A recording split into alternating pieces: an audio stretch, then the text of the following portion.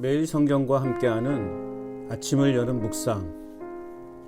오늘의 묵상의 본문은 에스겔 33장 21절에서 33절 말씀입니다. 묵상의 제목은 영적 착각에 빠지지 않는 삶입니다. 하나님의 말씀은 순종의 삶을 요구하는 영적인 도전입니다. 그렇다면 바른 영적 삶을 위한 우리의 노력은 무엇입니까? 첫째는 21절에서 22절 말씀입니다. 주님의 권능으로 선포해야 합니다. 예루살렘의 함락 소식은 하나님이 에스겔에게 약속하신 말씀의 성취입니다. 예루살렘에서 도망하여 온 어떤 사람이 예루살렘의 함락 소식을 전해줍니다. 그런데 그 소식을 듣기 전날 저녁 여호와의 손이, 즉 여호와의 권능이 에스겔의 입에 대주심으로 그동안 거의 말을 하지 못했던 에스겔의 입이 열렸습니다.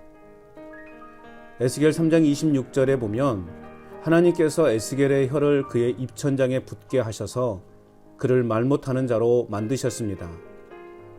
그래서 예루살렘이 함락될 때까지 하나님이 말씀하실 때에만 입을 열어 말하도록 하셨던 것입니다. 그리고 예루살렘 함락 소식과 함께 그의 입을 열어 하나님의 말씀을 전할 수 있게 된 것입니다. 이제 에스겔은 더 이상 침묵하지 않고 하나님께서 전하게 하신 말씀을 그대로 전하게 될 것입니다. 사람들에게 말씀을 전해야 하는 사명이 있습니다. 바라기는 에스겔처럼 하나님이 주시는 말씀만을, 그리고 하나님이 전하라고 하신 때에 외칠 수 있는 그런 영적인 단계까지 이룰 수 있기를 소망합니다.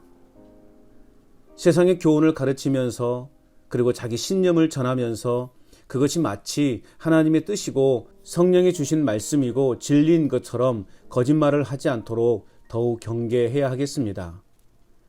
세상의 인기와 유행을 좇지 않는 오직 성령의 감동을 받아 하나님의 말씀 그대로를 전하도록 노력하는 삶이어야 하겠습니다. 영적 착각에 빠지지 않도록 주님의 권능을 힘입어 말씀을 전하는 삶이 되기를 소망합니다. 바른 영적 삶을 위한 우리의 노력은 무엇입니까? 두 번째는 23절에서 29절입니다. 영적인 교만에서 벗어나야 합니다. 이스라엘의 황폐한 땅에 거주하는 사람들이 아브라함은 자기 혼자라도 이 땅을 기업으로 얻었으니 수가 많은 자신들은 이 땅을 얻는 것이 당연한 것으로 여겼습니다.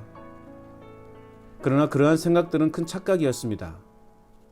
아브라함의 후손이라고 하는 단순한 생각에 빠져 권리만 주장했지, 아브라함이 보여준 참된 믿음과 순종과 하나님 경외 사상에는 전혀 관심이 없었습니다. 그러면서 그들은 고기를 핏째 먹고 우상을 섬기며 폭력과 간음 등의 죄를 짓고 있었습니다.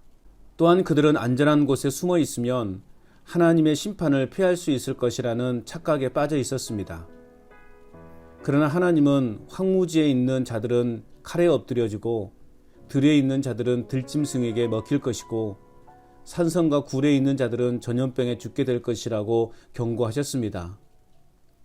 하나님이 그 땅을 황무지와 폐허로 만들어 놓을 그때서야 여호와이심을 알게 될 것이라고 말씀하십니다. 소 잃고 외양간 고치는 꼴이 되고 만 것입니다. 고난과 재난의 의미를 깨닫지 못하고 무엇보다 하나님의 뜻을 찾지 못한 채 여전히 죄악의 자리에 머물러 있다면 이는 자신의 영적 상태가 최악이며 심각한 영적 교만의 상태에 있음을 깨달아야 합니다. 어떤 일에 대하여 하나님의 뜻을 생각하기보다는 지극히 주관적 판단에 의해서 행동하는 것 또한 위험합니다. 왜냐하면 믿음을 갖고 살아가는 사람은 하나님의 뜻에 내 자신의 생각을 맞추어 살아가는 존재이기 때문입니다. 아울러 내 자신이 믿고 싶은 것만 자의적으로 믿는 것은 온전한 기독교 신앙이 아니라 세상의 기복적 신앙에 지나지 않음을 명심해야 합니다. 불의한 길을 걷고 있으면서도 온전한 삶을 살아가고 있다고 하는 영적 착각에서 벗어나야 합니다. 그러므로 영적 착각에 빠지지 않도록 교만의 탈을 벗고 겸손하게 주님의 뜻 가운데로 나아가는 삶이어야 하겠습니다. 바른 영적 삶을 위한 우리의 노력은 무엇입니까? 마지막 세 번째는 30절에서 33절입니다. 말씀에 순종하며 살아가야 합니다. 사람들은 하나님께서 무슨 말씀을 하셨는지 드러나 보자 하는 마음으로 에스겔에게 나올 터이지만 그들은 내가 하는 말을 듣기만 할 뿐 그 말에 복종하지는 않을 것이다 라고 말씀하고 있습니다. 그 입으로는 사랑을 나타내어도 마음으로는 이익을 따름이라. 당시 사람들의 상황을 말해줍니다. 그들은 에스겔이 고운 목소리로 음악에 맞춰 사랑을 노래하는 공연 정도로 취급했습니다. 한마디로 이스라엘 백성들은 말씀을 선포하는 에스겔을 구경거리 정도로 취급하고 있는 것입니다. 그러나 에스겔이 선포한 예언은 반드시 이루어질 것입니다. 하나님의 말씀은 단순히 내 자신의 삶을 유익하게 하고 즐겁게 하고 행복하게 하는 수단이 아닙니다. 하나님의 말씀은 나로 하여금 온전한 순종을 요구하는 영적 도전입니다. 기억해야 할 것은 하나님의 약속과 심판의 말씀은 내 자신의 순종 여부와 상관없이 말씀대로 성취될 날이 온다는 것입니다. 하나님의 말씀을 수도 없이 듣기도 하고 보기도 하고 전하기도 합니다. 그러나 그 말씀대로 살지 않고 순종하지 않는다면 단순히 구경거리 정도로만 생각하고 있는 이스라엘 백성들과 다를 바 없는 삶임을 잊지 말아야 합니다.